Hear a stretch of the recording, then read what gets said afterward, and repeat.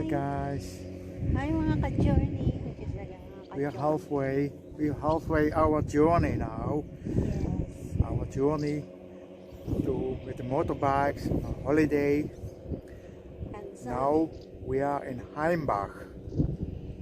Heimbach.